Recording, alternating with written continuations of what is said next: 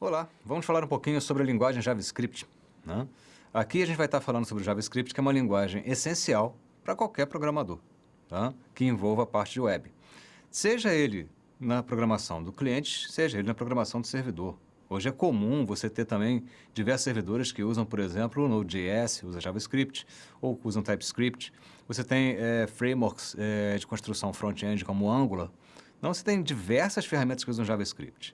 Mas o JavaScript ainda é o JavaScript. Ainda é aquela linguagem que permite trazer interação ao navegador, né? Então, é aquela linguagem que responde ao clique do usuário, é a linguagem que dá o dinamismo para o front-end, né? Então, nós precisamos entender agora aqui o que é o JavaScript, como utilizá-lo para trazer esse dinamismo ao nosso front-end, à nossa página HTML. Vamos ver como é que funciona isso?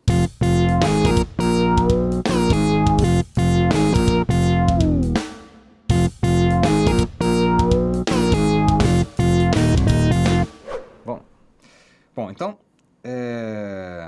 linguagem JavaScript, ela se comunica com o HTML através dos elementos do DOM, tá? Então, o JavaScript é uma linguagem baseada em C, né? Teve esse nome aí porque o Java saiu um pouco antes, e ela interage pelo HTML, né, com o HTML através dos elementos do DOM. Significa que eu posso buscar um elemento qualquer na página, através do ID ou coisa do tipo, e eu posso acessar seus atributos a partir do JavaScript. Ou seja, eu tenho uma integração muito simples entre os dois lados, né? Como é que eu faço isso? Tá? As minhas variáveis, elas podem ser inteiras, numéricas, podem ser vários tipos, ou podem ser elementos da página. Document get element by ID C1. Eu estou indo lá e pegando aquele componente que tem o ID C1. E a partir daí, eu posso mudar o estilo dele. E eu posso até mesmo mudar o conteúdo interno do seu HTML. O DOM, então, permite interação e ainda permite você, inclusive, alterar alguns conteúdos da página, tá? Além disso, eu tenho os eventos, tá? Que são formas de você interagir na página a partir de alguma ação do usuário. E let vary const seriam os elementos utilizados para você definir suas variáveis e constantes, né? Bom, funções também são definidas de forma simples. Eu tenho uma function, um nome e parâmetros. Pode retornar ou não valores.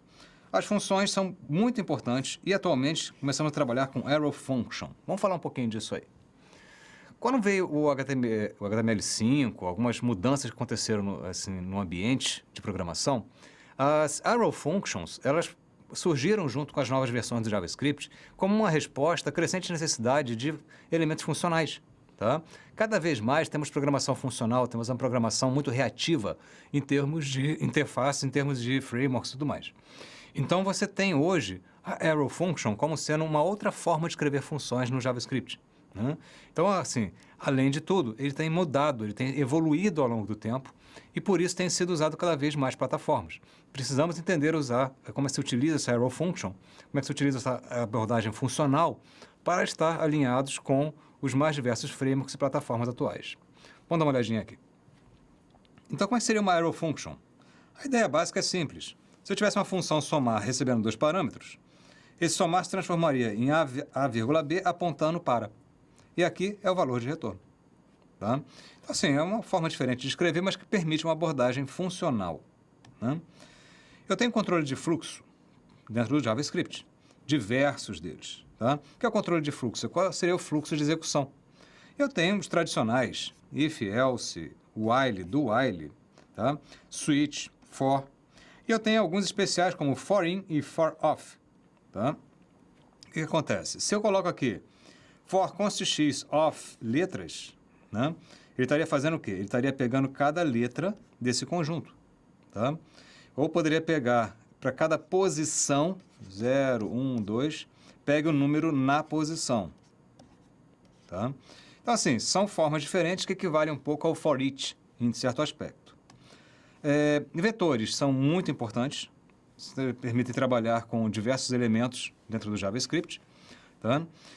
E tem muitas funções associadas. Um vetor ele pode ter uma concatenação, ele já tem método para ordenar, para fazer a ordem inversa, inclusive para filtrar através da notação funcional, Tá? Nesse exemplo aqui, eu estaria pegando dois vetores, né? Estaria juntando esses dois. Em seguida, eu estaria ordenando, colocando depois na ordem reversa e filtrando quem fosse maior que 20 menor que 90 e chegando a esse resultado final, onde eu tenho o join com o separador 2 pontos. Né? Bom, falando um pouquinho disso aí, nesse pequeno exemplo, a gente consegue ver o poder do JavaScript em termos de vetores.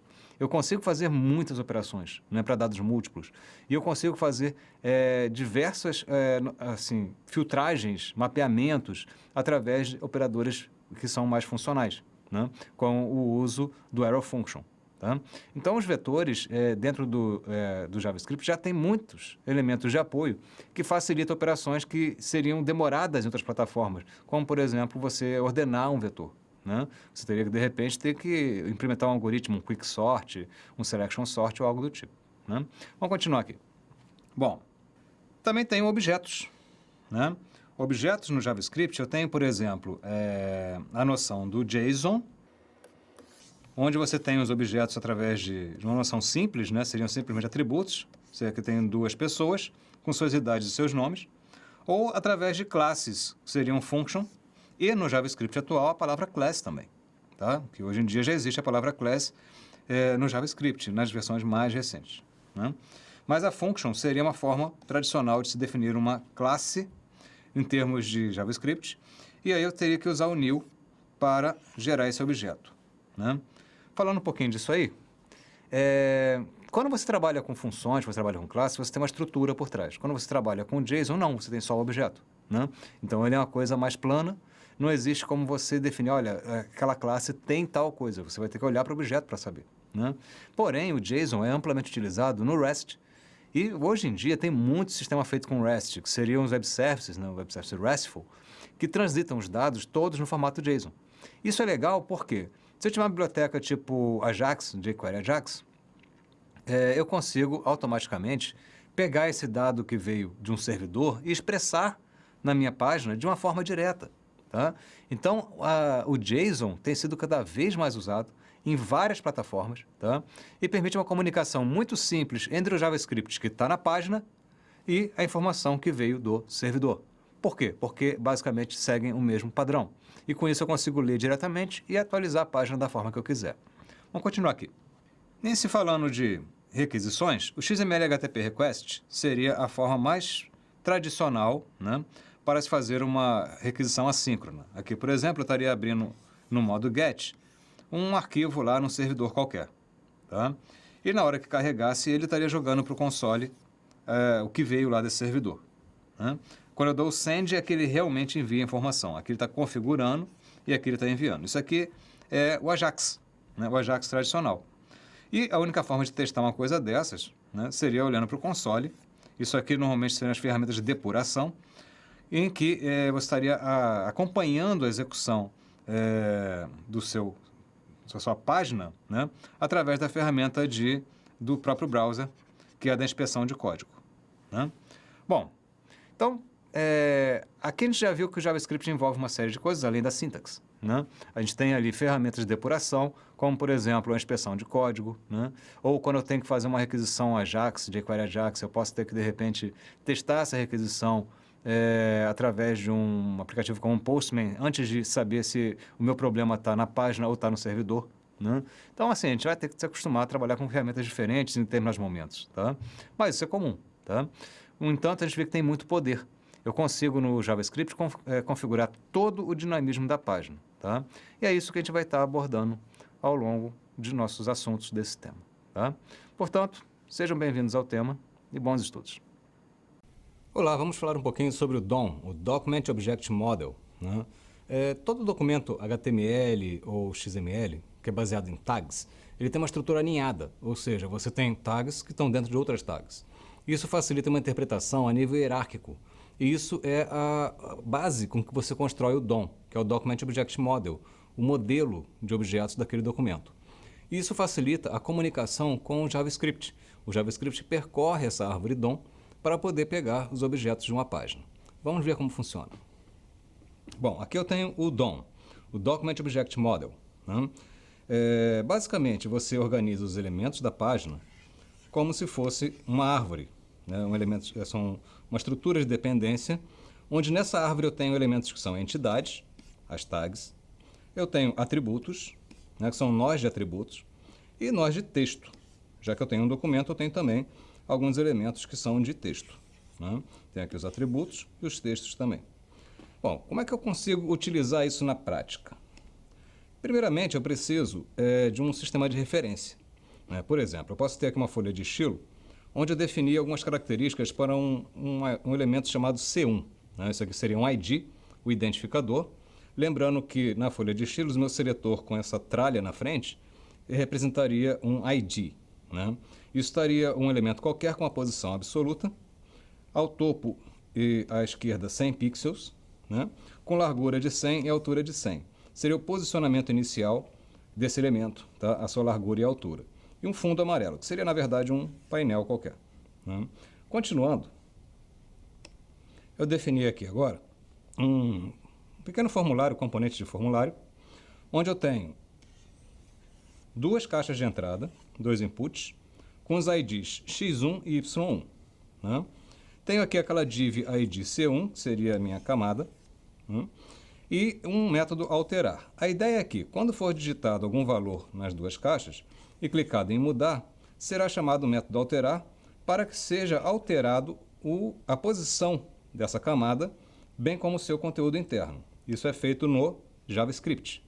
A minha função alterar tem que pegar os elementos da página, como document.getElementById, e aqui eu uso o ID que eu tinha definido anteriormente. Né? Aqui eu tenho o ID da camada e os IDs dos dois elementos de entrada. Tá? Bom, esses elementos de entrada, eles vão ter, como eles são caixas de texto, ele tem a propriedade value, que seria o que foi digitado.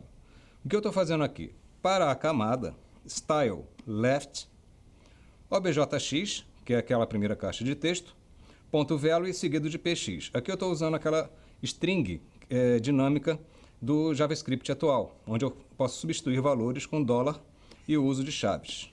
Né? Mesma coisa eu faço com topo, com outro valor que foi digitado. Em seguida, eu também mudo o inner.html, que seria o conteúdo interno, colocando esses valores. Com isso eu estou movendo o objeto e mudando o seu conteúdo interno, já que eu tenho o inner.html para representar as novas coordenadas. Bom, com isso aí, a gente tem um exemplozinho de como se utiliza o DOM, né, e o acesso a ele pelo JavaScript. Fica fácil perceber que você pode tanto capturar valores de uma página, quanto modificar os valores dos atributos dos objetos que ela pertence. Espero que isso tenha agregado ao conhecimento. Bons estudos e até a próxima. Olá, vamos falar um pouquinho sobre a sintaxe JavaScript. Né? O JavaScript, como toda linguagem, tem suas normas. Né? Ela é uma linguagem que foi derivada do C, e muita gente confunde com Java, acha que por se chamar JavaScript veio do Java. Na verdade, ambas vieram do C. Né? O JavaScript foi só um nome adotado pelo fato do Java ter saído antes e ter feito sucesso em termos do universo de desenvolvedores. Aí resolveram usar JavaScript. Atualmente, ela é chamada de ECMAScript, e a partir do ECMA 6, na versão 6, ele passou a usar uma série de elementos funcionais que tornaram a linguagem bem mais robusta. Vamos ver como isso funciona. Bom, então a sintaxe JavaScript, ela basicamente tem alguns tipos nativos, que seriam number, string, né, seriam os tipos de texto. Não diferencia entre inteiro e ponto flutuante, seriam number apenas. Em cada linha, você termina com ponto e vírgula. Se você tiver um bloco com mais de uma linha, você tem que usar as chaves para delimitar esse bloco. Né? Ela é case sensitive. Né? E tem mais diversos operadores. Tá? Então, como eu defino uma variável? A variável, por exemplo, aqui, var a é igual a 10.5, eu estou colocando uma variável do tipo ponto flutuante. Né? A tipagem do JavaScript é uma tipagem fraca. Ela não é uma tipagem forte, você não determina o tipo, ele assume o tipo que foi atribuído. Outras formas de escrever seriam let, que veio no ECMA 6, né? Let b igual a XPTO estaria recebendo ali uma variável do tipo string, né? E const c igual a true seria um booleano. Nota que o const, ao contrário do let e do var, não permitem modificações, é uma constante. Tá? A mais igual a 12, eu estaria somando o valor 12 a essa variável. É um operador que é colocado junto com a atribuição. E aqui eu tenho if a menor ou igual a 20, um operador relacional. E aqui a igual a vezes 5, eu estou multiplicando a por 5.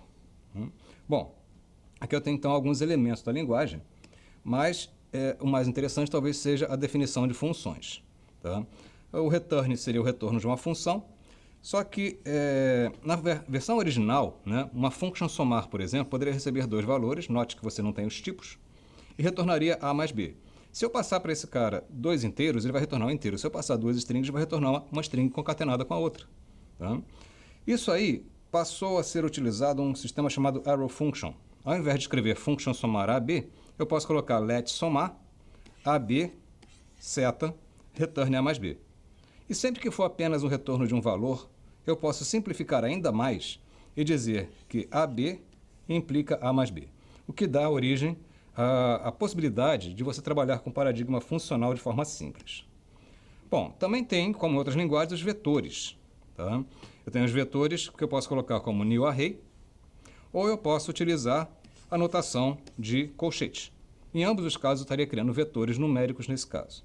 Tem vários operadores, né? Os operadores aritméticos, onde um que chama atenção é o percent, que seria o resto da divisão. Tem operadores lógicos, o e, o ou e o not. E também tem operadores relacionais, né? O igual seria a comparação, exclamação igual seria diferença, né? E maior igual, maior menor são os comuns. Lembrando também que é comum usar mais e menos para incremento de 1 e decremento de 1. Né? Bom, então isso aí é um rápido vislumbre de alguns dos elementos da sintaxe JavaScript, certamente os elementos mais utilizados, mostrando como essa sintaxe é versátil, né? Como é que ela consegue várias formas de escrita e consegue se adequar a diversos contextos. Né? A gente fica por aqui, espero ter agregado conhecimento, bons estudos e até a próxima. Olá, vamos falar um pouquinho sobre a linguagem JavaScript. Né? Aqui a gente vai estar falando sobre o JavaScript, que é uma linguagem essencial para qualquer programador, tá? Que envolva a parte de web. Seja ele na programação do cliente, seja ele na programação do servidor. Hoje é comum você ter também diversos servidores que usam, por exemplo, o Node.js, usa JavaScript, ou usam TypeScript. Você tem frameworks de construção front-end como Angular. Então, você tem diversas ferramentas que usam JavaScript.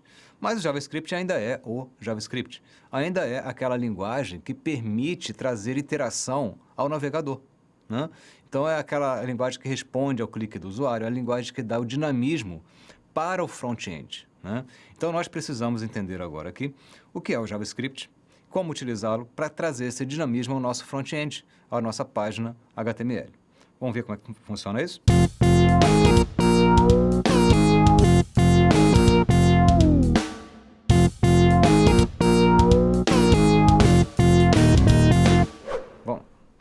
Bom, então, linguagem JavaScript, ela se comunica com o HTML através dos elementos do DOM. Tá? Então, o JavaScript é uma linguagem baseada em C, né? Teve esse nome aí porque o Java saiu um pouco antes, e ela interage pelo HTML, né, com o HTML através dos elementos do DOM. Significa que eu posso buscar um elemento qualquer na página, através do ID ou coisa do tipo, e posso acessar seus atributos a partir do JavaScript. Ou seja, eu tenho uma integração muito simples entre os dois lados. Né? Como é que eu faço isso? Tá? As minhas variáveis, elas podem ser inteiras, numéricas, podem ser vários tipos, ou podem ser elementos da página. Document get element by ID C1. Eu estou indo lá e pegando aquele componente que tem o ID C1. E a partir daí, eu posso mudar o estilo dele. E eu posso até mesmo mudar o conteúdo interno do seu HTML. O DOM, então, permite interação e ainda permite você, inclusive, alterar alguns conteúdos da página. Tá? Além disso, eu tenho os eventos, tá? Que são formas de você interagir na página a partir de alguma ação do usuário. E let vary const seriam os elementos utilizados para você definir suas variáveis e constantes. Né? Bom, funções também são definidas de forma simples. Eu tenho uma function, um nome e parâmetros. Pode retornar ou não valores. As funções são muito importantes e atualmente começamos a trabalhar com arrow function. Vamos falar um pouquinho disso aí. Quando veio o HTML5, algumas mudanças que aconteceram no ambiente de programação, as arrow functions, elas surgiram junto com as novas versões do JavaScript como uma resposta à crescente necessidade de elementos funcionais. Tá? Cada vez mais temos programação funcional, temos uma programação muito reativa em termos de interface, em termos de frameworks e tudo mais. Então, você tem hoje a Arrow Function como sendo uma outra forma de escrever funções no JavaScript. Né? Então, assim, além de tudo, ele tem mudado, ele tem evoluído ao longo do tempo e, por isso, tem sido usado cada vez mais plataformas. Precisamos entender como se utiliza essa Arrow Function, como é que se utiliza essa abordagem funcional para estar alinhados com os mais diversos frameworks e plataformas atuais. Vamos dar uma olhadinha aqui. Então, como é que seria uma Arrow Function? A ideia básica é simples. Se eu tivesse uma função somar recebendo 2 parâmetros, esse somar se transformaria em A, B apontando para. E aqui é o valor de retorno. Tá? Então, assim, é uma forma diferente de escrever, mas que permite uma abordagem funcional. Né? Eu tenho controle de fluxo dentro do JavaScript, diversos deles. Tá? O que é o controle de fluxo? Qual seria o fluxo de execução? Eu tenho os tradicionais, if, else, while, do while, tá? Switch, for. E eu tenho alguns especiais como for in e for off. Tá? O que acontece? Se eu coloco aqui for const x of letras, né? Ele estaria fazendo o quê? Ele estaria pegando cada letra desse conjunto. Tá? Ou poderia pegar para cada posição, 0, 1, 2, pegue o número na posição. Tá? Então, assim, são formas diferentes que equivalem um pouco ao for each, em certo aspecto. Vetores são muito importantes, permitem trabalhar com diversos elementos dentro do JavaScript. Tá? E tem muitas funções associadas. Um vetor ele pode ter uma concatenação, ele já tem método para ordenar, para fazer a ordem inversa, inclusive para filtrar através da notação funcional. Tá? Nesse exemplo aqui, eu estaria pegando 2 vetores, né? Estaria juntando esses 2, em seguida eu estaria ordenando, colocando depois na ordem reversa e filtrando quem fosse maior que 20, menor que 90 e chegando a esse resultado final, onde eu tenho o join com o separador 2 pontos, 2 pontos. Né? Bom, falando um pouquinho disso aí, nesse pequeno exemplo a gente consegue ver o poder do JavaScript em termos de vetores. Eu consigo fazer muitas operações, né, para dados múltiplos. E eu consigo fazer diversas filtragens, mapeamentos, através de operadores que são mais funcionais, né, com o uso do Arrow Function. Tá? Então, os vetores, dentro do JavaScript, já tem muitos elementos de apoio que facilitam operações que seriam demoradas em outras plataformas, como, por exemplo, você ordenar um vetor. Né? Você teria que, de repente, ter que implementar um algoritmo, um quick sort, um selection sort ou algo do tipo. Né? Vamos continuar aqui. Bom, também tem objetos. Né? Objetos no JavaScript, eu tenho, por exemplo, a noção do JSON, onde você tem os objetos através de uma noção simples, né? Seriam simplesmente atributos, você que tem 2 pessoas com suas idades e seus nomes, ou através de classes, que seriam function, e no JavaScript atual a palavra class também, tá? Que hoje em dia já existe a palavra class no JavaScript, nas versões mais recentes. Né? Mas a function seria uma forma tradicional de se definir uma classe em termos de JavaScript, e aí eu teria que usar o new para gerar esse objeto. Né? Falando um pouquinho disso aí, quando você trabalha com funções, você trabalha com classes, você tem uma estrutura por trás. Quando você trabalha com JSON, não, você tem só o objeto. Né? Então, ele é uma coisa mais plana, não existe como você definir, olha, aquela classe tem tal coisa, você vai ter que olhar para o objeto para saber. Né? Porém, o JSON é amplamente utilizado no REST, e hoje em dia tem muito sistema feito com REST, que seriam os web services, né, o web service RESTful, que transitam os dados todos no formato JSON. Isso é legal porque, se eu tiver uma biblioteca tipo Ajax, jQuery Ajax, eu consigo automaticamente pegar esse dado que veio de um servidor e expressar na minha página de uma forma direta. Tá? Então, o JSON tem sido cada vez mais usado em várias plataformas, tá? E permite uma comunicação muito simples entre o JavaScript que está na página e a informação que veio do servidor. Por quê? Porque basicamente seguem o mesmo padrão. E com isso eu consigo ler diretamente e atualizar a página da forma que eu quiser. Vamos continuar aqui. Nesse falando de requisições, o XML HTTP Request seria a forma mais tradicional, né, para se fazer uma requisição assíncrona. Aqui, por exemplo, eu estaria abrindo no modo GET um arquivo lá num servidor qualquer. Tá? E na hora que carregasse, ele estaria jogando para o console o que veio lá desse servidor. Né? Quando eu dou o send, é que ele realmente envia a informação. Aqui ele está configurando e aqui ele está enviando. Isso aqui é o Ajax, né? O Ajax tradicional. E a única forma de testar uma coisa dessas, né, seria olhando para o console. Isso aqui normalmente seriam as ferramentas de depuração, em que você estaria acompanhando a execução da sua página, né, através da ferramenta do próprio browser, que é a da inspeção de código, né? Bom, então, aqui a gente já viu que o JavaScript envolve uma série de coisas, além da sintaxe, né? A gente tem ali ferramentas de depuração, como, por exemplo, a inspeção de código, né? Ou quando eu tenho que fazer uma requisição Ajax, jQuery Ajax, eu posso ter que, de repente, testar essa requisição através de um aplicativo como Postman, antes de saber se o meu problema está na página ou está no servidor, né? Então, assim, a gente vai ter que se acostumar a trabalhar com ferramentas diferentes em determinados momentos, tá? Mas isso é comum, tá? No entanto, a gente vê que tem muito poder. Eu consigo, no JavaScript, configurar todo o dinamismo da página, tá? E é isso que a gente vai estar abordando ao longo de nossos assuntos desse tema, tá? Portanto, sejam bem-vindos ao tema e bons estudos.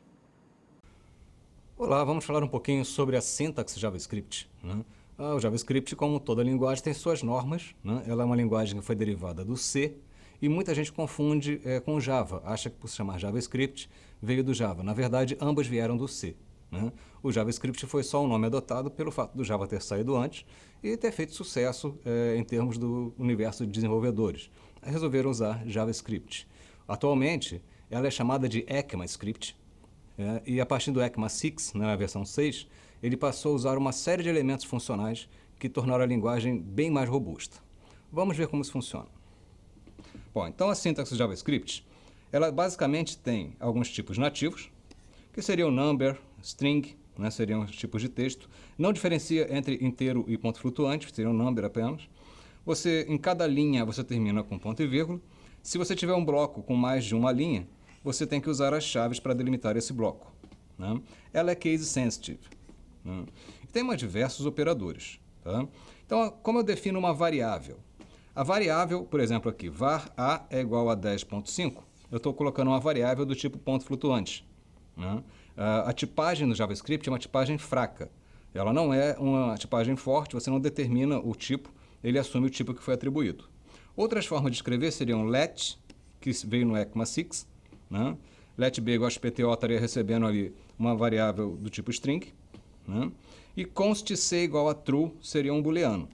Nota que o const, ao contrário do let e do var, não permitem modificações, é uma constante, tá? A mais igual a 12, eu estaria somando o valor 12 a essa variável. É um operador que é colocado junto com a atribuição.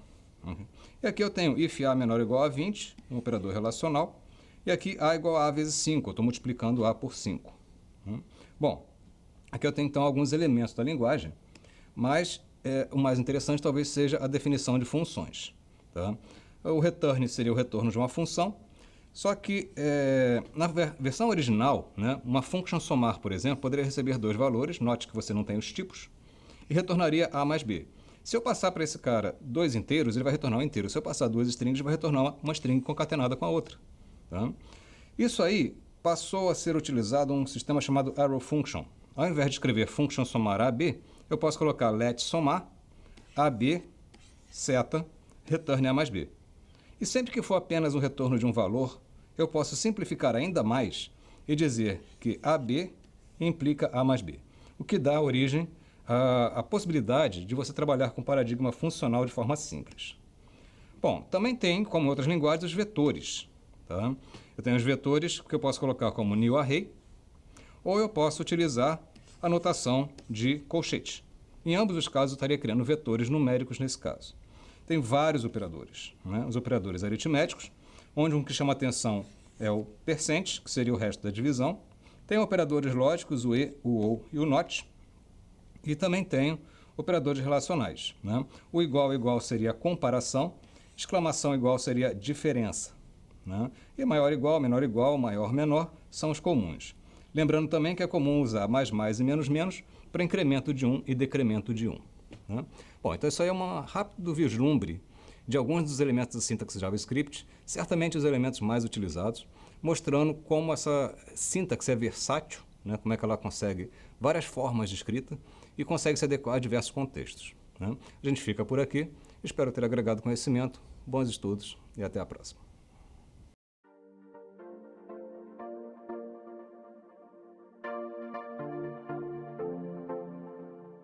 Olá, sou o professor Alexandre Paixão, graduado em Análise de Sistemas, especialista em Design e Marketing Digital, mestre em Informática.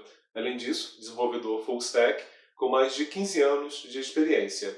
Resolveremos a seguir o nosso primeiro exercício utilizando JavaScript. Antes de assistir ao vídeo, aqui vão algumas observações importantes. Em primeiro lugar, caso você tenha tentado resolver o exercício, mas não tenha conseguido, não há problema. Nós veremos juntos como chegar a uma das muitas conclusões possíveis de sua resolução. Por outro lado, se você ainda não tentou, faça isto. Isto vai ajudá-lo a entender como a linguagem funciona, assim como seus recursos se comportam. Vamos juntos então ao nosso primeiro exercício em JavaScript. Veremos a seguir a resolução do nosso primeiro exercício utilizando a linguagem de programação JavaScript.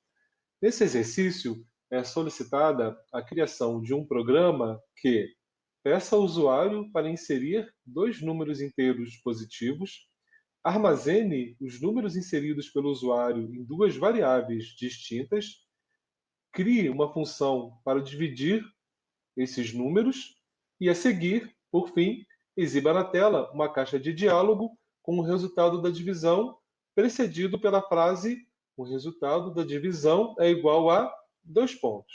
Lembrando, antes de passarmos ao código, que a forma aqui apresentada não é a única forma de resolver o exercício proposto. Podemos ver aqui, no código JavaScript, que está dentro de uma página HTML, a criação das variáveis mencionadas, né? Aqui a variável número 1 e a variável número 2. Essas variáveis recebem os números inseridos pelo usuário. Para que o usuário possa inserir esses números lá no navegador, nós utilizamos a função prompt. Essa função permite a inserção de números ou qualquer outro tipo de dado através da tela. Além disso, o usuário verá lá essa frase, né? Insira o primeiro número e depois insira o segundo número. Após inicializadas essas variáveis, elas serão atribuídas então à função divida, que está aqui embaixo. Então nós estamos passando aqui a variável número 1 e a variável número 2 como parâmetros para a função divida. Tá? Essa função, que recebe, né, como já mencionado, dois parâmetros, ela possui uma variável chamada resultado, inicializada com 0. A seguir, essa variável resultado recebe o resultado da operação de divisão entre o número 1 e o número 2, ou seja, número 1 dividido por número 2.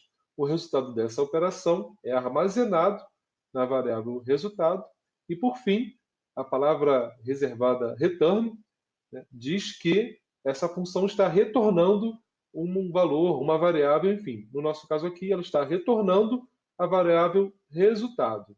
Então, essa variável resultado, o valor, né, dessa operação de divisão, ele aqui em cima é atribuído a essa variável resultado da divisão.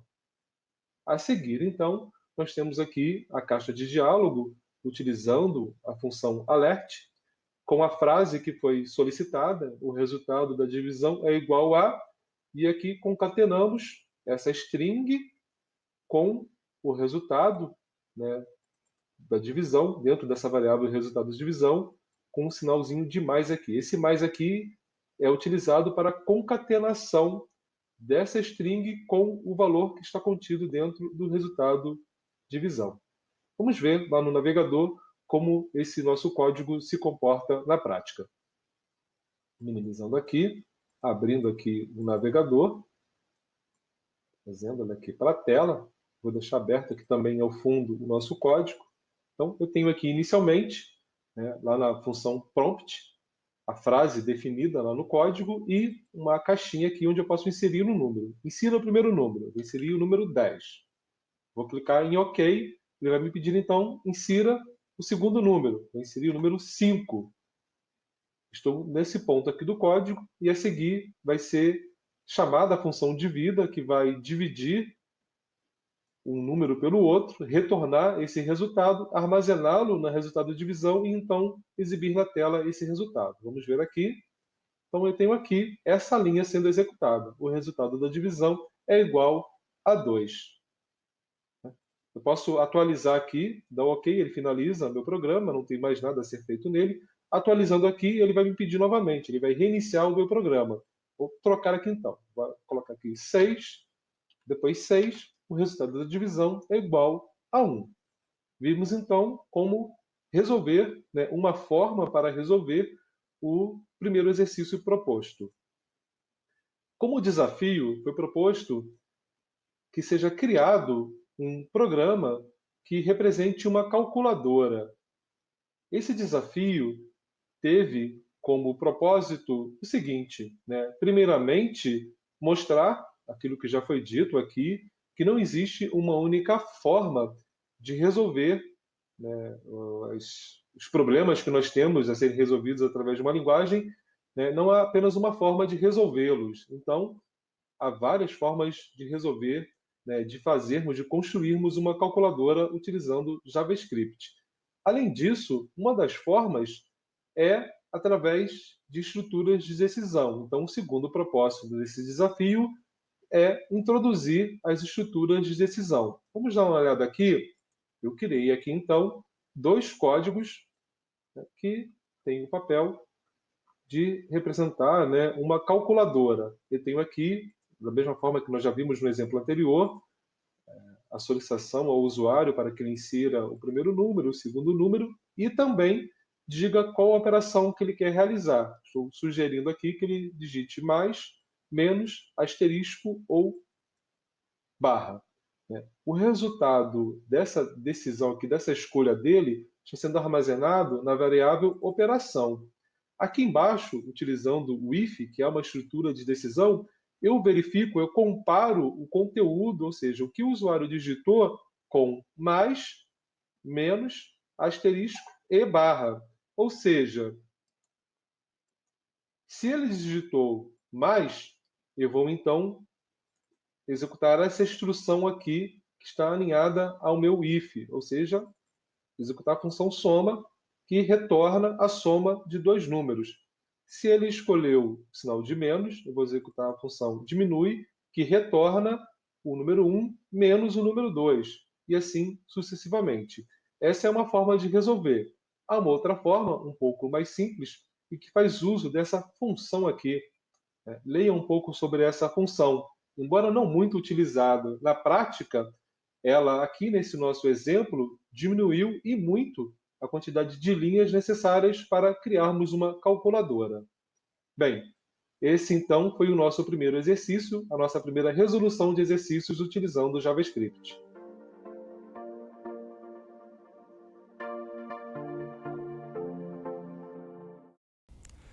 Olá, vamos falar um pouquinho sobre as estruturas de decisão, né? Toda linguagem precisa de estruturas de decisão, né? Toda linguagem que seja estruturada, para poder, ao longo do percurso normal, fazer certos desvios, né? Você nem sempre tem uma noção sequencial. E é claro que você tem no algoritmo o se, então, se não, né? E o selecione para opções múltiplas.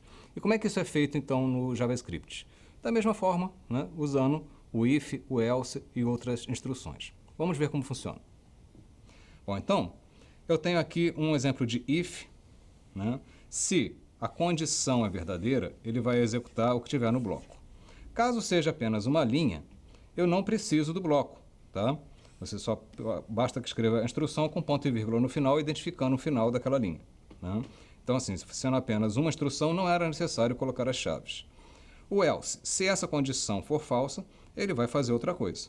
Inclusive, você pode encadear outro if. Por exemplo, aqui, se o tempo for menor que 10, ele vai aparecer good morning. Se o tempo for menor que 20, né, no caso, se ele não é menor que 10, mas é menor que 20, daria good day. E, caso contrário, se não fosse nenhuma das duas condições, good evening, né? Então, aqui seriam exemplos de if e else, né? Uma coisa interessante é uma característica do curto-circuito, né, que é usado com e com ou.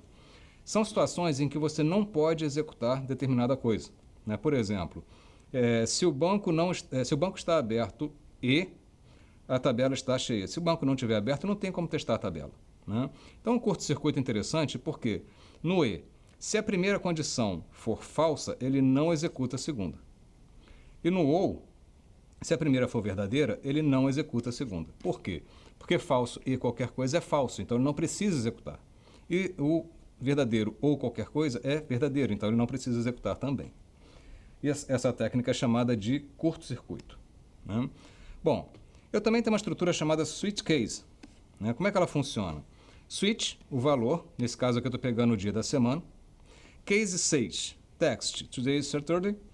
Se for 0, vai ser, hoje é domingo, né? Que ele começa no 0 com domingo e vai até o 6, que é o sábado, tá? Default, esperando pelo próximo final de semana, né? Se de segunda até sexta, eu estaria esperando pelo final de semana. Sempre vai ser case e break terminando o bloco. Nota que você não tem a chave, mas tem o break para terminar esse bloco, né? E o default é caso nenhuma das suas opções tenha sido encontrada, né? Então, a partir desse valor, de acordo com o valor, se for 6 ou se for 0, se for algum outro, ele cai no default. Bom, ainda tem um outro cara que é chamado operador ternário, né? O que é isso? Em muitas condições, você tem a mesma variável recebendo diversos valores de acordo com certas condições. Então, ao invés de fazer isso, eu poderia colocar, por exemplo, A é igual B maior que 2, interrogação 2, 2.5. Né? Seria, se B for maior que 2, interrogação, A recebe 2. Se não, 2 pontos, A recebe 5. Isso pode ser aplicado aqui também. Time menor que 10, se for, primeiro valor. Se não, time menor que 20, se for, segundo valor, se não, terceiro valor. Ou seja, você ainda pode encadear esses operadores. Bom, esses são os elementos para você trabalhar com estruturas de decisão quando você trabalha com JavaScript, né? Com isso aí você consegue organizar qualquer fluxo de execução que envolva decisões.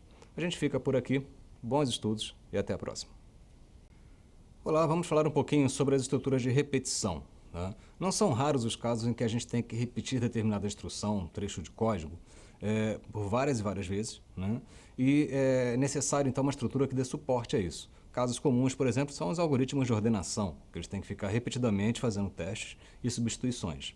No JavaScript, a gente tem uma série de comandos, de estruturas, que permitem esse controle da repetição, principalmente com for e while, que são as palavras-chave principais. Vamos ver como funciona. Então, a estrutura de repetição que eu tenho aqui mais comum seria o for, que seria o famoso parafaça, né? Ele começa com um valor inicial, let i igual a 0, ponto e vírgula, condição, ponto e vírgula, incremento. Ou seja, comece com i valendo 0, enquanto for menor que o tamanho do vetor, incrementando de 1 em 1. E para cada passo, acrescente no texto o elemento naquela posição do vetor. Ou seja, na primeira rodada, ele vai acrescentar o cars na posição 0. Na segunda rodada, vai ser na posição 1, né? Ou seja, vai pegar, incrementar, testar de novo. Na próxima rodada, e vai consecutivamente até chegar o tamanho final, onde ele for maior que o tamanho total desse vetor, né? Ao final, ele pode escrever isso aqui em algum lugar da página, né? Usar o inner HTML e colocar lá o texto que ele achou. Bom, tem duas instruções interessantes que são continue e break. Se eu usar um break no meio de um looping, eu vou simplesmente, nessa repetição, eu vou sair desse cara. Se eu tivesse um break aqui no meio, ele sairia dessa repetição. Seria saia do looping, né? E o continue seria diferente. Ele passaria para o próximo passo do looping. Seria despreze o resto do looping e vá para o próximo passo, mas sem sair do looping. Então, são duas instruções que podem ser usadas em condições específicas.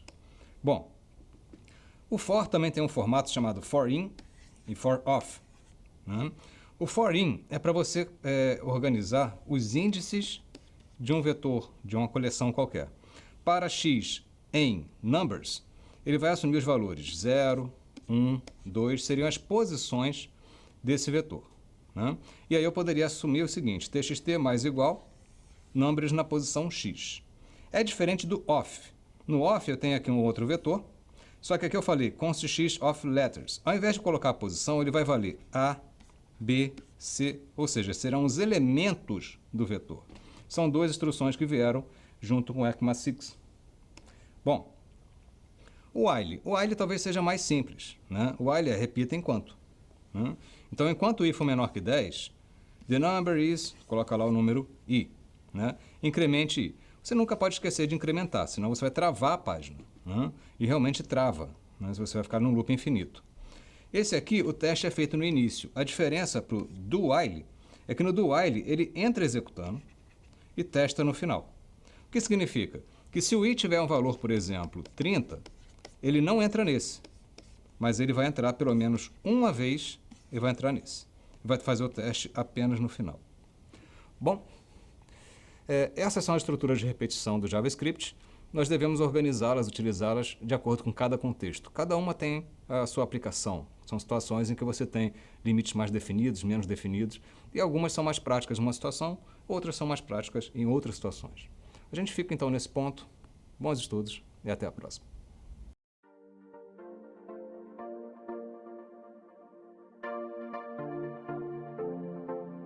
Olá novamente, seja bem-vindo ao vídeo do módulo 2. Nesse vídeo, nós abordaremos as estruturas de decisão e de repetição.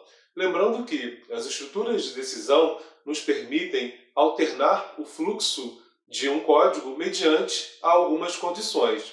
Já as estruturas de repetição permitem que uma ação seja executada de forma repetitiva. Vejamos então como essas estruturas funcionam na prática. Vejamos então as estruturas de decisão e de repetição na linguagem JavaScript. Começando pela estrutura de decisão, eu tenho aqui um pedaço de código, um fragmento de código, onde é demonstrada a estrutura de decisão if, else e também else if. Nesse caso aqui, imagine que nós temos uma calculadora onde solicitamos ao usuário que informe qual operação matemática ele deseja realizar. Eu armazeno, então, essa decisão, esse input do usuário aqui nessa variável chamada operação, e através do if, do else if e do else, eu verifico, então, o conteúdo armazenado nessa variável, comparando-o com conteúdos que eu defini previamente, que são os relacionados, né, às operações matemáticas, né, o mais, o menos, o asterisco, que representa a multiplicação, e a barra para divisão. Então, temos aqui a sintaxe de uma estrutura de decisão. Eu tenho uma condição sendo verificada dentro de parênteses, né? E essa verificação ela é precedida, né, da palavra reservada if, e aqui eu tenho apenas uma condição, mas eu poderia ter outras condições, e aí eu poderia utilizar tanto dois eixos comerciais para poder adicionar outras condições a serem verificadas, ou então dois pipes que também fariam esse papel. Entretanto, com dois eixos comerciais, eu quero verificar, né, e só entraria nessa instrução aqui dentro do if caso as duas condições fossem verdadeiras. Então, com o e, eu tenho o AND. Né? Usando o pipe, eu tenho o ou OR. Ou seja, se uma ou outra condição forem verdadeiras, eu então executo a instrução abaixo dentro desse if aqui.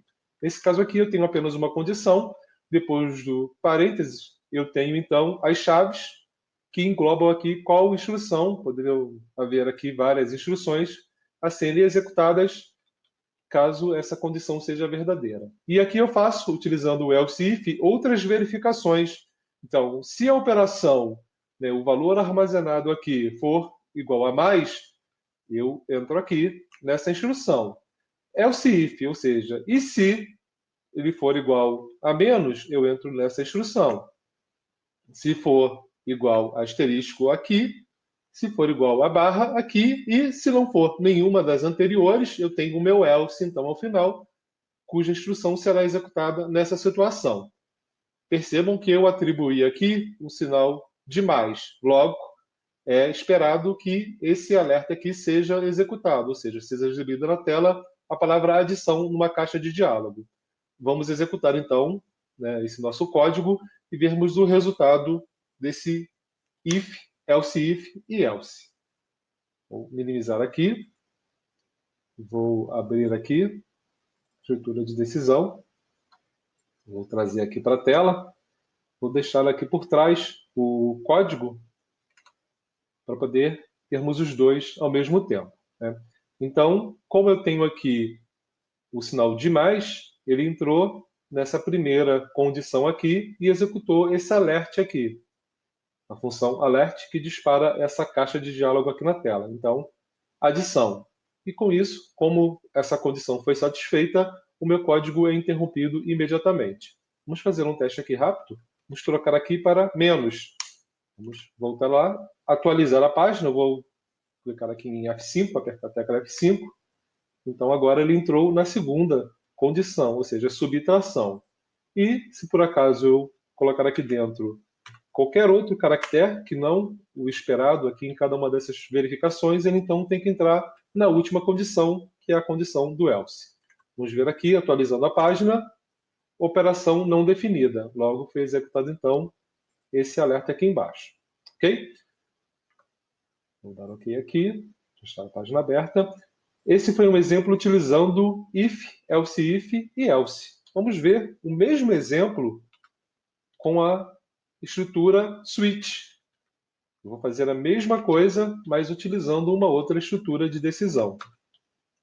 Nessa estrutura switch, eu tenho, então, dentro de parênteses, a variável a ser verificada, né? Qual variável eu quero olhar para o conteúdo dela, e a seguir eu tenho as condições que eu quero testar. Primeira condição, exemplo do que já foi visto anteriormente, se for mais, ou seja, se o conteúdo dessa variável passada aqui no switch for igual a mais, então essa instrução aqui é executada. Essa instrução sendo atendida, eu, com o comando break, interrompo a execução do meu switch, ou seja, eu não preciso fazer as demais verificações porque ela já foi atendida aqui na primeira, né, na primeira condição. Tenho o case menos para subtração e, por fim, eu tenho aqui o default, ou seja, caso o conteúdo de operação não seja nem mais, menos, asterisco ou barra, divisão, eu então executo essa instrução dentro aqui do meu default. Vamos olhar aqui para essa variável operação. Nesse momento ela tem um ponto aqui. Logo, é esperado que seja exibida na tela operação não definida. Vamos salvar aqui, voltar ao navegador e atualizá-lo. Atualizando, operação não definida. Vamos modificar aqui. Vamos colocar aqui, por exemplo, a barra. Vamos ver se vai ser exibido aqui esse alerta. Atualizando, divisão. Portanto, vimos, utilizando duas estruturas de decisão diferentes, qual é a sintaxe e como utilizar tais estruturas em JavaScript. Vejamos a seguir, agora, as estruturas de repetição. As estruturas de repetição são utilizadas quando desejamos executar mais de uma vez ou algumas vezes, enfim, uma determinada instrução ou instruções. Eu tenho aqui, no primeiro exemplo de estrutura de repetição, o laço for. É um exemplo bem simples, onde eu vou fazer, né, executar, aparecer na tela, o valor dessa variável contador que está definida aqui dentro do meu laço for. O que eu tenho aqui, então, como instruções sendo passadas para o meu laço? Eu tenho o seguinte, essa minha variável contador, ela está sendo definida aqui nesse momento e inicializada com um valor de 0. E aqui ao final, eu digo que eu quero que ela seja incrementada a cada passagem dentro aqui do meu laço de 1 em 1, ou seja, o mais representa isso, né? Incremente essa minha variável contador de 1 em 1. Até quando eu vou fazer isso? Até que o valor dessa minha variável, que começou em 0, seja menor do que 10. Menor do que 10 significa igual a 9. Né? Então, ela vai iniciar aqui em 0. A condição é que ela, então, vá até ela ser menor do que 10, sendo incrementada de 1 em 1. Isso quer dizer que vai ser exibido na tela aqui 0, 1, 2, 3, até o número 9. Vejamos esse código sendo executado. Vou minimizar aqui. Vou fechar aqui o navegador. Vamos abrir aqui o outro arquivo HTML.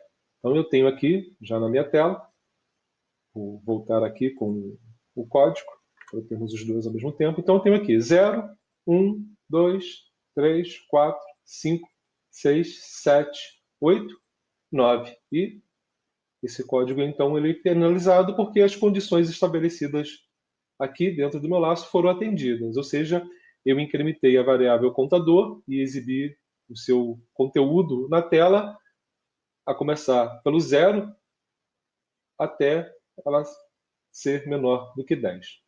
Vamos ver um exemplo um pouco mais complexo de estrutura de repetição.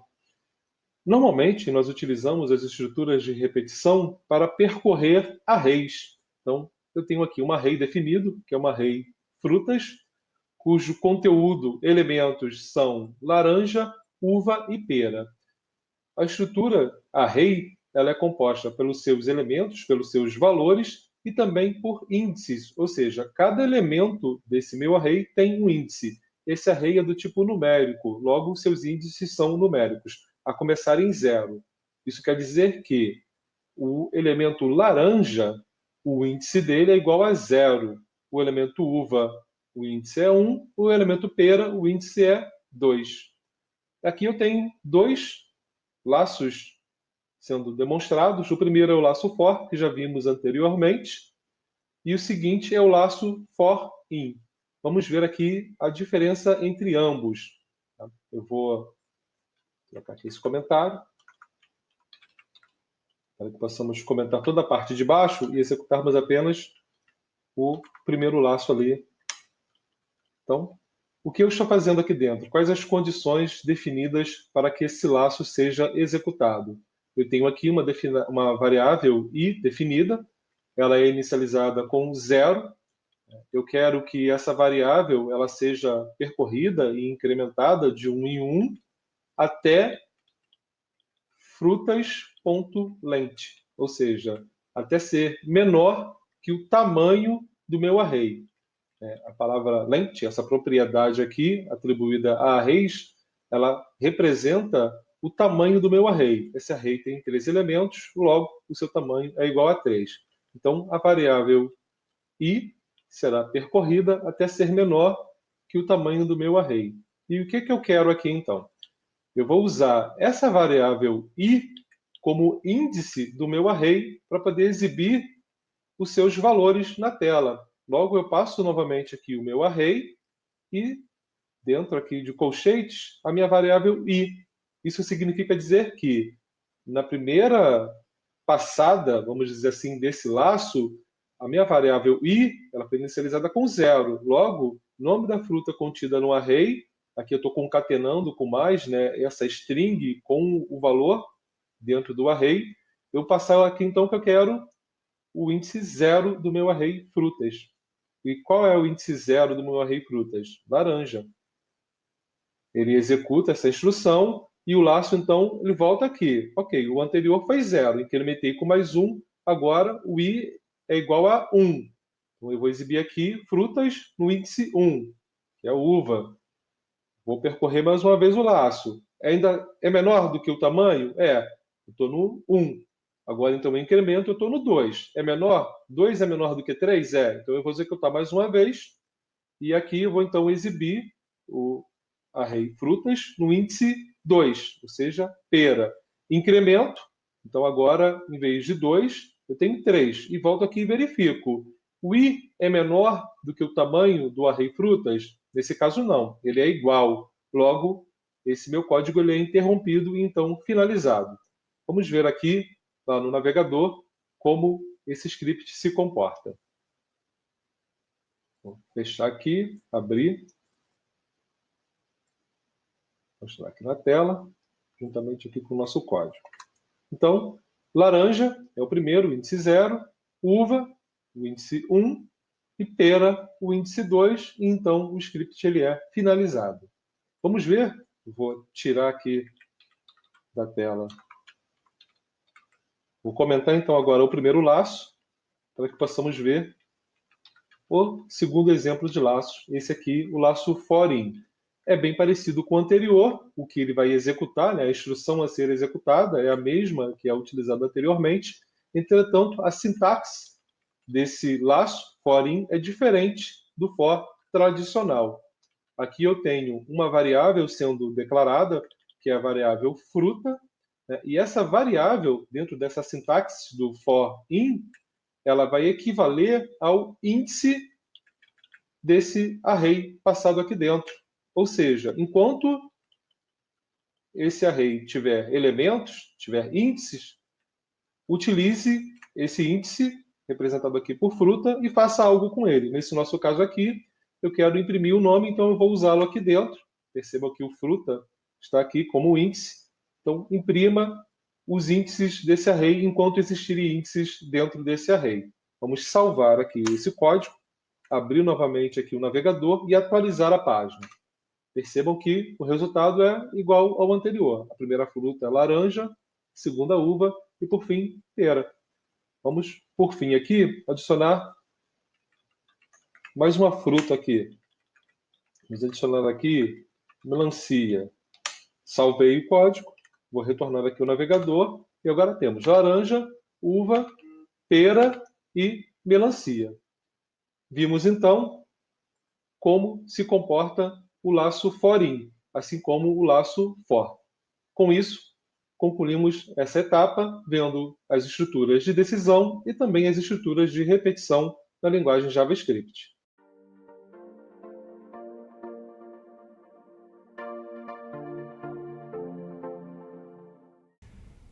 Olá, vamos falar um pouquinho sobre o uso de um método bem interessante do vetor, que é o splice, né?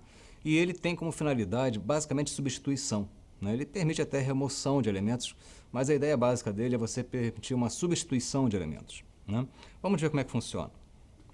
Bom, na forma tradicional de um vetor, né? Eu tenho um vetor qualquer, eu posso substituir qualquer um desses elementos pelo índice. Por exemplo, se eu pegar aqui e colocar valores de 0 igual a 25, eu estou mudando de 12,37,85 para 25,37,85. Né? Eu estou mudando o elemento na primeira posição. Eu posso fazer algo parecido com splice, né? Aqui, por exemplo, eu tenho um vetor com 4 elementos, né? E aí eu digo o seguinte: splice a partir da posição 2, né? Qual é a posição 2?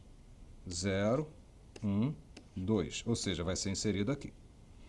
Sem remover nenhum elemento, né? Esse aqui é o número de elementos removidos.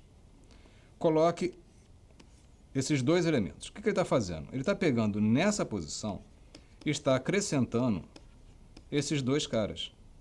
Tá? Então, o que eu estou fazendo é isso. Eu estou abrindo espaço para colocar os dois. Então, originalmente eu tinha esse e mais esses dois. E o que eu estou fazendo? Eu estou mantendo esses dois aqui, inserindo os dois no meio e mantendo os anteriores. Estou simplesmente colocando eles no meio daquele original. Tá? Outra forma de utilização. Tá? Se eu tiver que remover, eu ainda posso capturar os elementos que foram removidos. Aqui eu mantenho aquele meu primeiro vetor, com 4 elementos, né, 4 frutas. E aí digo o seguinte: let remove it, fruits splice, a partir da posição 2, removendo 2 elementos, insira esses. O que ele vai fazer? Ele vai pegar a partir da 2 e vai escrever por cima desses. Só que esses dois aqui vão ser retornados para a variável removed. Então eu tenho ali o original. Após a substituição, eu tenho esses dois elementos novos e esses foram aqueles que foram removidos, que vieram para essa variável. E esse é o comportamento do splice, né? São outras formas de você fazer substituição, né? Uma coisa bem interessante dos vetores é que eles permitem o uso de mapeamento e redução, map e reduce, né? Por exemplo, se eu tivesse aqui esses números, 65, 44, 12 e 4, e quisesse multiplicar todos eles por 5, né, eu poderia usar a função map. Ela usa aqui uma função, tá? O numbers.map, e você tem que fornecer uma função para alterar o valor, que pode usar o arrow function, né? Que eu estou dizendo, para cada x que encontrar, multiplique por 5. E aí eu tenho 65 vezes 5 vai dar 325, 44 vezes 5, 220, e consequentemente você vai ter lá o 12 virando 60 e o 4 virando 20. Isso eu vou estar alterando os valores segundo uma regra. E eu tenho também o reduce. Reduce seria para você fazer sumarizações. Aqui eu estou dizendo, para cada par x, y, some x com y. Ele vai somando os pares, e aí você vai gerando novos pares que são somados com os outros. E a cada par gerado você vai somando novamente. O que você tem no final? O somatório de todos os elementos desse vetor. Né? Bom, esses são alguns elementos de substituição presentes. Tá? O splice é um método muito interessante para essa questão da substituição e remoção de elementos devido a determinadas substituições. Claro que se você manda remover e não insere algo novo, você está fazendo apenas uma remoção sem substituição. Espero ter agregado conhecimento. Bons estudos. Até a próxima. Olá, vamos falar um pouquinho sobre outros métodos do vetor. Né? Tem diversos métodos possíveis para você utilizar. Muitos deles permitem remoção ou inclusão facilitada de elementos. Né? Uma atenção para elementos de remoção, mas também para algumas funcionalidades extras que são oferecidas através de vetores. Né? Vamos dar uma olhadinha aqui. Bom, então, o primeiro elemento que eu tenho para remoção de elementos no vetor é o slice. Né? O que eu tenho aqui inicialmente? Eu tenho um vetor com 5 posições. Né? Posições 0, 1, 2, 3 e 4. Quando eu aplico nele o método slice, 1, 3, eu estou falando assim, fatiar. Né? Eu estou pegando desse vetor alguns elementos. O quê? A partir da posição 1 até antes da posição 3. Então, se a minha posição 1 é aqui orange, eu estou pegando esse elemento. Eu estou pegando o lemon, que a posição 2 está antes do 3, e não pego o apple. Né? Então, eu estou pegando só os elementos 1 e 2. Se eu colocasse de 1 a 4, entraria também a posição 3. Né? Então, é sempre do início, o primeiro parâmetro, e o segundo parâmetro é o fim mais 1. Tá? Bom, push e pop. O push, ele acrescenta um elemento no fim do vetor. Então, assim que eu tenho 4 elementos, ao dar o push, eu estou incluindo esse cara aqui no final. Né? E o pop, ele remove o elemento do fim desse vetor. Então, é como se fosse uma pilha. O push vai adicionar e o pop vai recuperar. Nota que você pode recuperar esse cara que foi removido em uma variável. Nesse caso aqui, com o push, ele acrescentou o QI no final. Com o pop, ele tirou o QI e guardou esse QI na variável que seria f. Né? Bom, também tenho o shift e o unshift, que tem um comportamento diferente. Né? Se eu quiser, o shift ele vai acrescentar no início do vetor. Né? Então, quando eu coloco um elemento qualquer, né, aliás, vai remover, né, do início do vetor. E o unshift vai acrescentar no início. Então, assim, se eu coloco o shift aqui, eu estou tirando o primeiro elemento e não o último, que nem o pop. Tá? E se eu coloco unshift, eu estou acrescentando na primeira posição, no lugar onde tinha o outro. Então, eu tirei ali a banana do início e coloquei o lemon com unshift. Né? Então, é o contrário da forma do push e pop. Ao invés de ser no final, é no início. Claro que eu posso combinar pop, shift, unpop, unshift e push para poder fazer elementos de pilha e fila através de vetores. Bom, tem também outros elementos bem interessantes. Tá? Se eu quiser juntar dois vetores, vamos dizer que eu coloco aqui 12, 54, 23 e esses outros valores 99, 30, 45. Eu posso criar um vetor C juntando os dois através de concatenação. Após colocar esses valores, que seria 12, 54, 23, 99, 30 e 45, eu posso mandar ordenar, ele já ordena automaticamente na ordem crescente, e posso dar um reverse para inverter a ordem, deixando ele decrescente. Ao final, eu coloquei o seguinte, aplique um filtro e aceite apenas os elementos que sejam entre 20 e 90. Ainda posso filtrar os elementos. Nota qual seria a saída. Né? E também tem o join. O join seria para poder expressar esses valores separados por um símbolo qualquer. Né? Quando eu pego isso aqui, ele vai me retornar em ordem descendente, né? Já que coloquei o sort reverse, apenas os elementos que sobraram na filtragem, separados por esses símbolos de 2 pontos e 2 pontos. Então, são vários métodos bem interessantes no uso de vetores. Né? Então, Com isso aí a gente consegue ver que existem muitas possibilidades, muito além do tradicional, no uso de vetores em JavaScript. A gente fica por aqui. Bons estudos e até a próxima.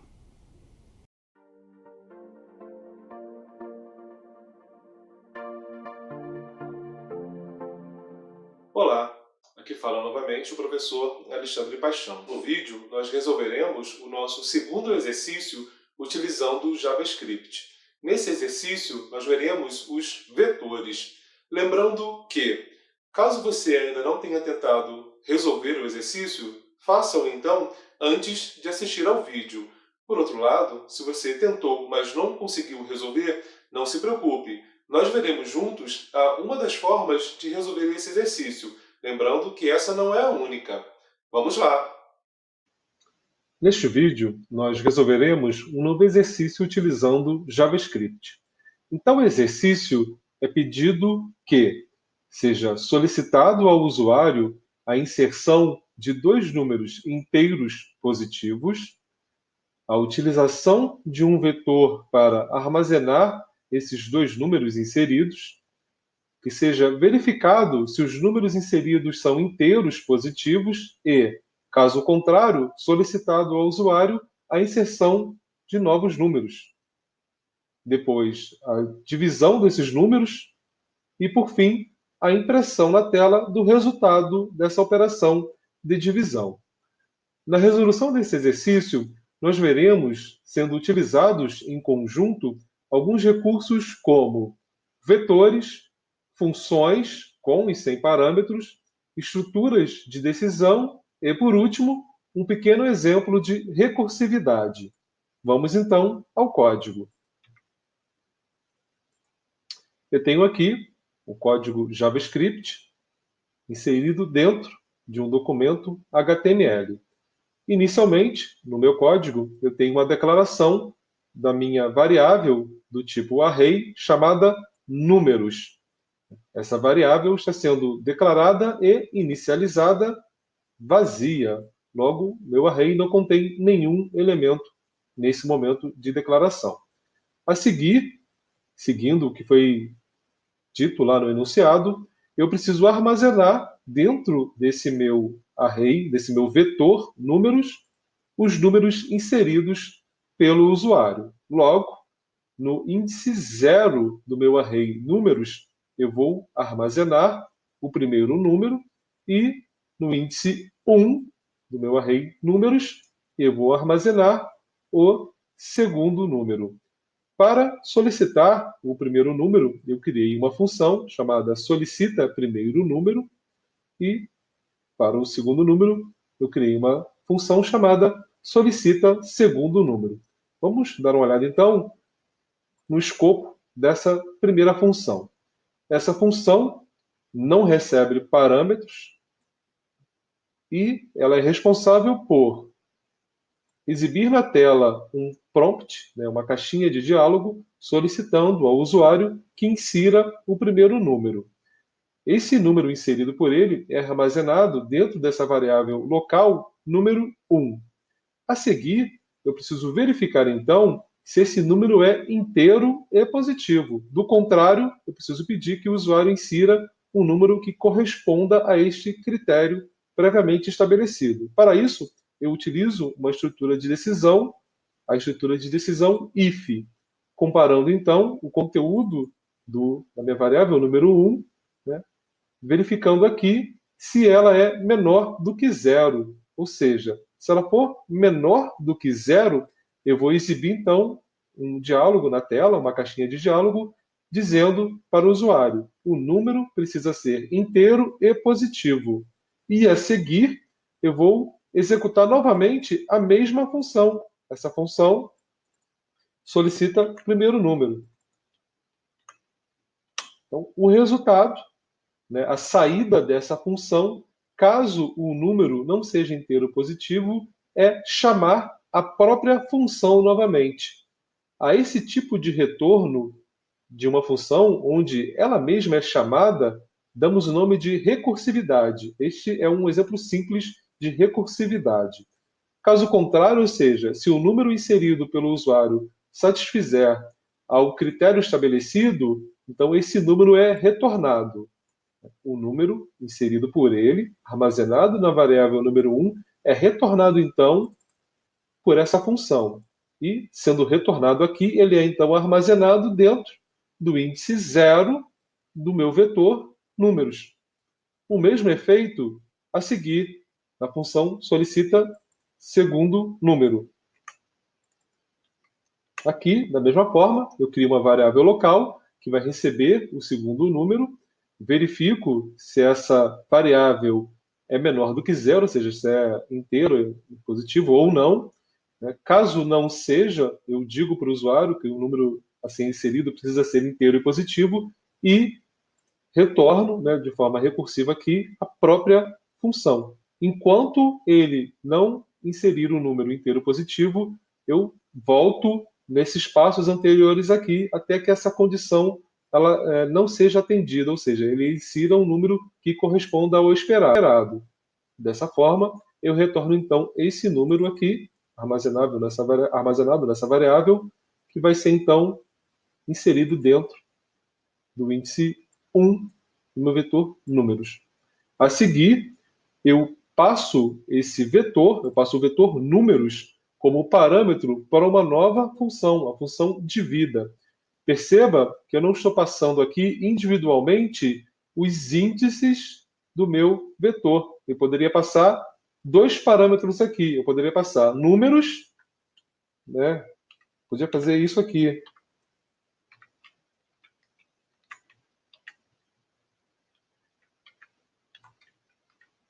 Ok? Mas eu resolvi passar o vetor inteiro. Essa também é uma forma bastante usual de passarmos parâmetros para dentro de funções, ou seja, utilizando vetores. Então eu passo o meu vetor, e esse meu vetor ele tem, nesse momento, dois valores, o primeiro e o segundo número que foram digitados pelo usuário. Olhando então para essa minha função divida, vamos dar uma olhada aqui nessa função, ela recebe parâmetro, e o parâmetro é uma array. Eu tenho aqui dentro uma variável local que vai armazenar o resultado dessa minha operação aqui a ser realizada de divisão, e aqui ela recebe então o meu parâmetro números na posição 0, dividindo o meu parâmetro números na posição 1. Esse resultado dessa operação aqui é armazenado na variável resultado, e a função divida retorna então o resultado.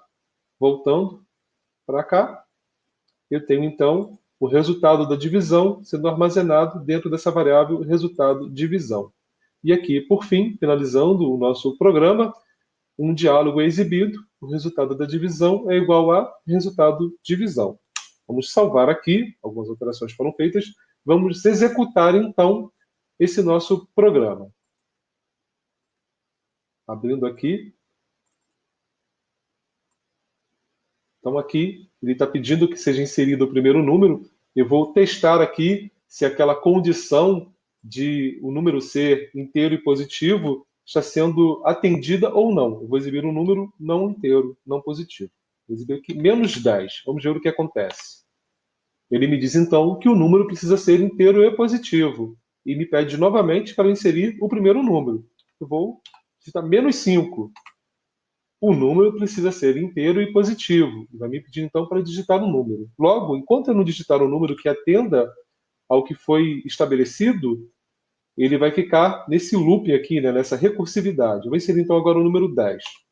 A seguir, então, ele modificou e está me pedindo aqui para inserir o segundo número. Eu vou inserir aqui menos 5. O número precisa ser inteiro e positivo. Logo, insira o segundo número. Eu vou inserir, então, 5, que é um número inteiro positivo. Vou dar o OK. E ele, então, vai terminar de executar o nosso programa, dizendo aqui para mim que o resultado da divisão é igual a 2. Bem, nesse exemplo, então, nós vimos como utilizar vetores em JavaScript, como utilizar vetores como parâmetro de uma função, e também, como eu mencionei no início, as estruturas de decisão, um pouco de recursividade, entre outros recursos da linguagem.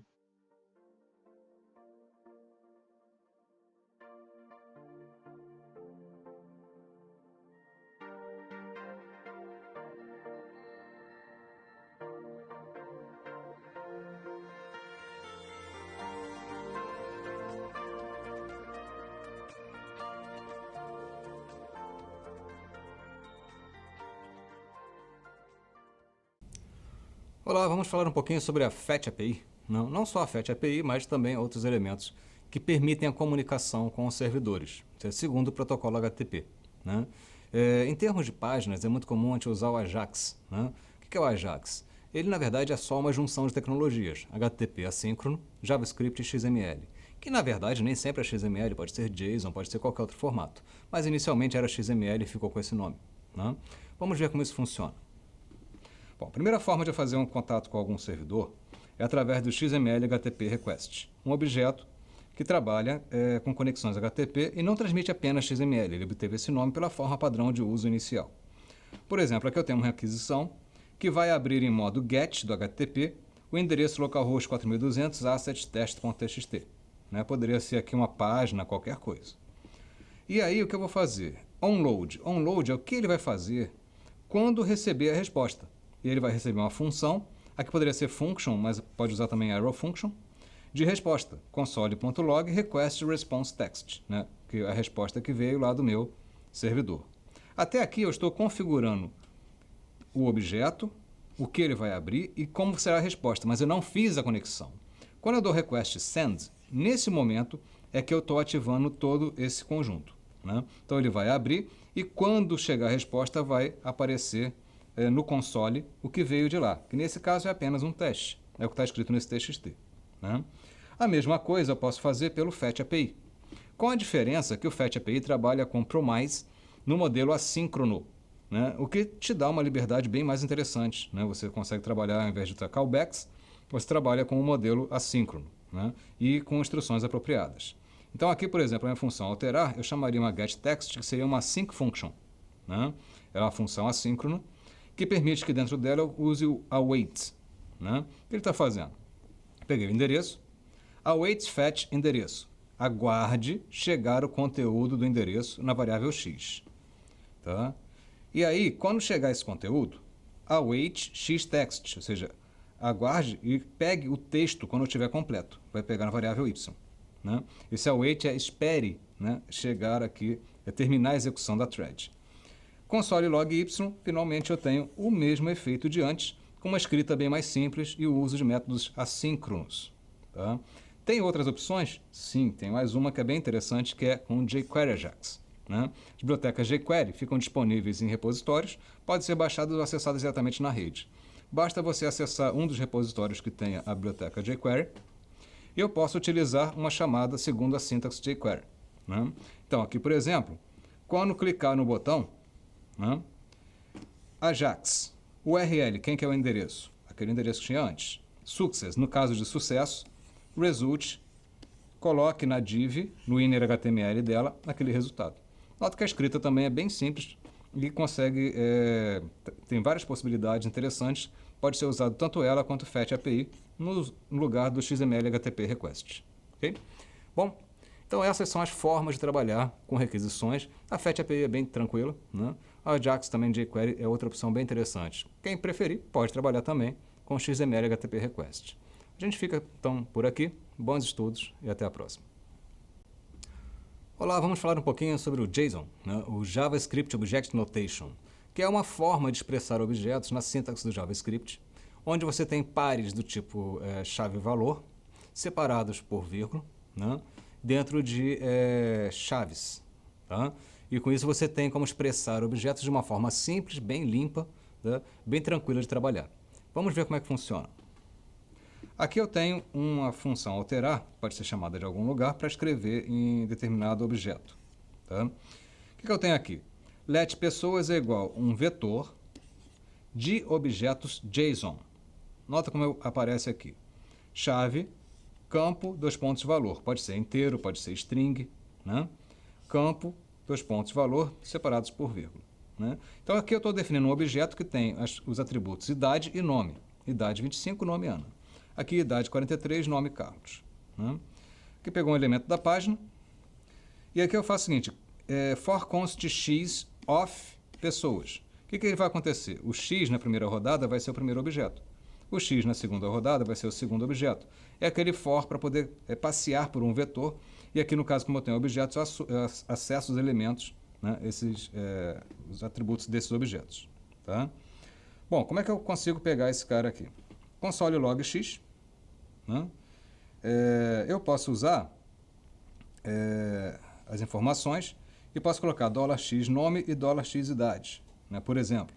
Tá? Com isso eu consigo pegar os atributos desse cara internamente. Tá? Poderia também colocar x.nome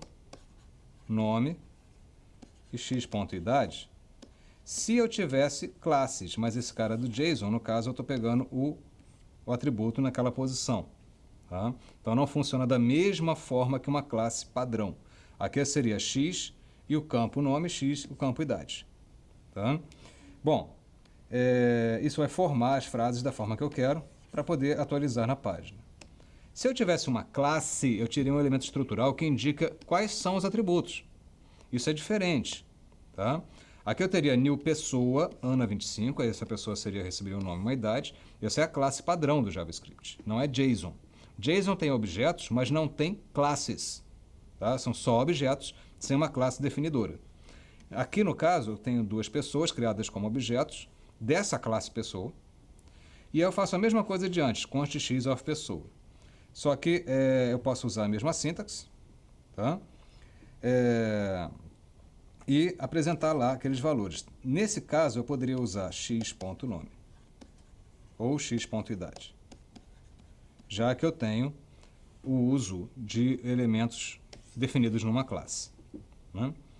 Bom, também posso capturar o JSON na web. Né? É muito comum você Web Services REST e tudo mais. Posso usar o Ajax ou GetJSON, por exemplo, do jQuery, né?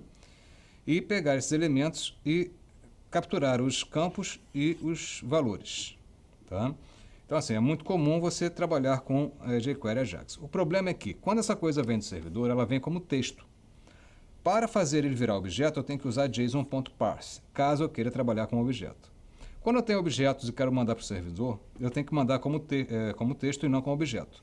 Eu tenho que usar o JSON stringify para poder trabalhar enviando isso com uma string e não como um vetor de objetos. Né? Bom, esses são alguns detalhes da sintaxe do JSON. Né? É uma sintaxe muito prática e muito utilizada cada vez mais, principalmente com web services do tipo REST. A sintaxe simples pode ser utilizada de várias maneiras e que substitui a notação de objetos, mas nunca a notação de classes que existia no JavaScript. A gente fica por aqui, espero ter agregado conhecimento, bons estudos e até a próxima.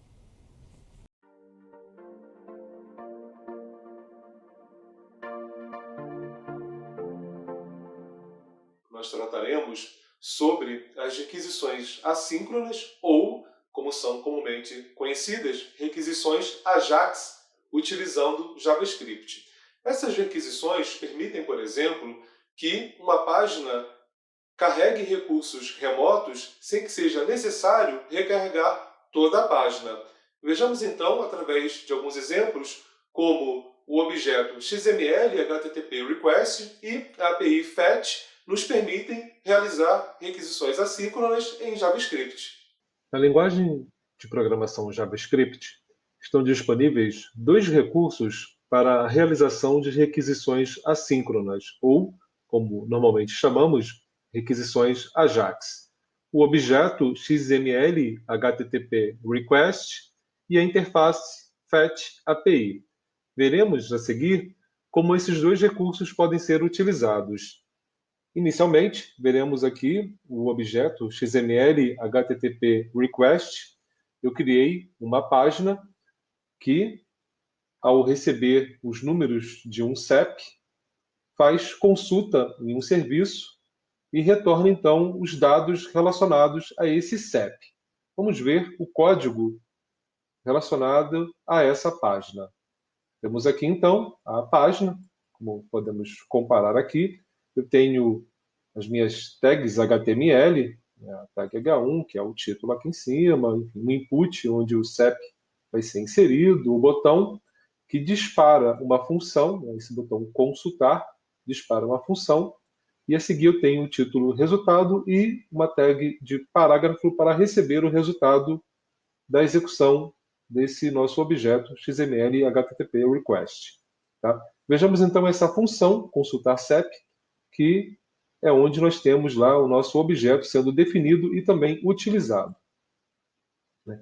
Inicialmente, eu tenho aqui uma variável, poderia dar qualquer nome a essa variável, que recebe, né, ela é instanciada, recebe uma instância desse objeto XML HTTP request. A partir desse momento, eu posso usar esta variável, este objeto aqui, para referenciar o nosso objeto XML HTTP request. Aqui eu defino a URL que eu quero acessar, ou seja, nessa URL aqui há um serviço que retorna, recebendo o número de CEP, os dados do endereço relacionados a esse CEP.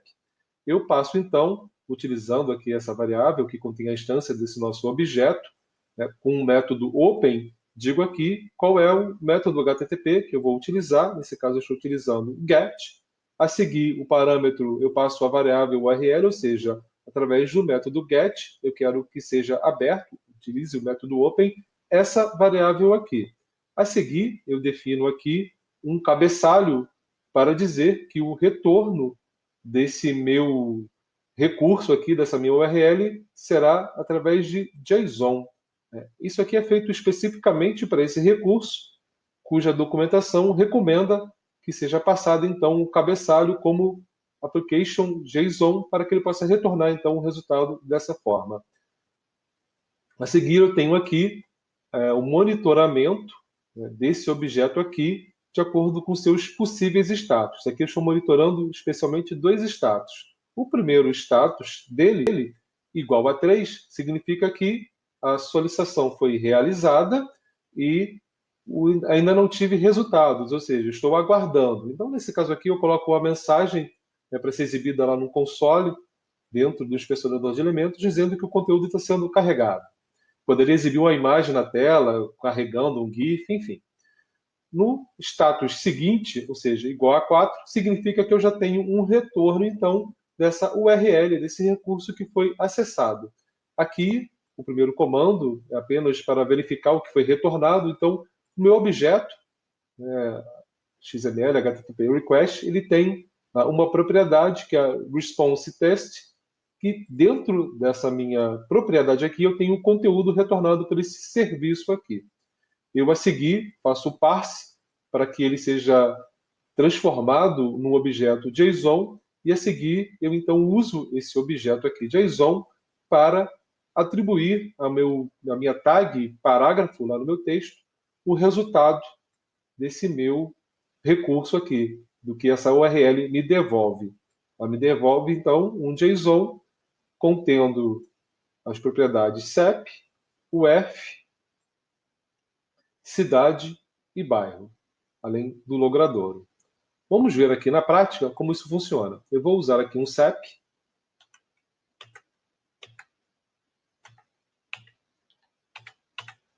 E vou clicar em consultar. Repare que, ao clicar aqui em executar, aquela URL que eu passei lá como parâmetro, ela foi consultada, me devolveu um resultado, e esse resultado eu tratei e exibi aqui embaixo. Aqui, a característica principal a ser destacada é a característica das requisições AJAX, ou requisições assíncronas, ou seja, eu consegui recuperar um conteúdo, um recurso externo, atualizar a minha página, exibi-lo aqui sem recarregar a minha página. Então, essa é a principal característica das requisições assíncronas. Eu consigo gerar interatividade à minha página HTML sem precisar recarregar a minha página. Simplesmente inserindo aqui um CEP e mandando consultar, eu tive aqui o resultado. Olhando para o inspecionador de elementos, vou colocá-lo aqui na tela, aqui na minha console, e tenho então o resultado dos console logs que eu utilizei lá no meu código. Então eu tenho aqui, primeiramente, né, o meu carregando conteúdo. Vou abrir aqui para a gente poder ver lado a lado. Esse carregando conteúdo está aqui dentro. Enquanto não tinha ainda o resultado, ele foi exibido.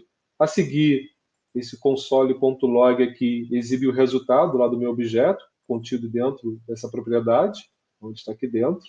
Tenho uma string no formato JSON, que é transformada num objeto JSON, né? E aqui embaixo eu exibo também esse objeto JSON. Se eu abrir aqui, ele me traz aqui dentro as informações. Dessas informações retornadas, eu pego algumas delas e, aqui embaixo, né, atribuo, então, aqui, para o meu elemento tag de parágrafo contido lá dentro do meu HTML. Esse foi um exemplo utilizando XML HTTP Request. Vamos dar uma olhada agora em um exemplo utilizando a interface API FET. Para isso, foi criado um outro arquivo um pouco diferente, para vermos o que podemos fazer com a utilização dessas requisições assíncronas. Aqui vamos mudar aqui o título. Vamos carregar aqui, então, esse HTML. Nesse caso aqui, eu tenho imagens aleatórias de cachorros. A partir do clique no botão abaixo, uma imagem aleatória de cachorros será carregada. Vamos clicar aqui, então. Carregar imagens. Então, me trouxe aqui uma imagem de um cachorro. Se eu clicar novamente aqui, uma nova solicitação foi feita, uma nova requisição e uma nova imagem foi recebida e exibida aqui dentro. Percebam que também, da mesma forma que acontece com XML, HTTP Request, aqui com a API FET, a página não é recarregada. Logo, também trata-se de uma requisição assíncrona. Vamos dar uma olhada agora no código. Eu tenho, da mesma forma que no outro exemplo, uma URL, a URL que contém o recurso que eu quero acessar. Então, há uma API free que retorna aleatoriamente o endereço de uma imagem de cachorro. Dentro aqui, o método FET, então, recebe como parâmetro a URL. Eu defino aqui que o método a ser utilizado, o método HTTP, é o GET. Aqui, ele tem um formato um pouco diferente do visto lá no XML, HTTP Request. Lá eu tinha os status. Aqui eu tenho o promise. Então, eu tenho aqui dentro a resposta e o tratamento dessa resposta. Eu estou, então, tratando a resposta do formato JSON, porque eu sei que a resposta desse recurso aqui é nesse formato. Eu imprimo também aqui, só para ver o que está sendo retornado lá no inspecionador, o que foi trazido dentro aqui da minha variável data. Tá? A variável data contém o retorno desse recurso aqui. E nesse recurso aqui há uma propriedade lá no JSON que foi retornado chamado message.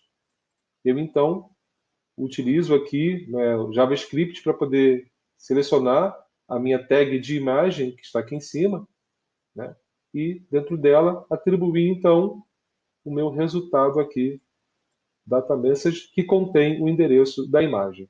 E se a gente visualizar aqui no inspecionador, vou abrir aqui na tela, vamos lá para o console, eu tenho aqui, então, como resultado da requisição, o endereço da imagem cada vez que eu clico aqui em carregar imagem. Cliquei mais uma vez, ele tem mais uma requisição. Vou minimizar aqui um pouco. Minimizo os dois ao mesmo tempo. Vou clicar novamente, mais uma requisição e assim sucessivamente.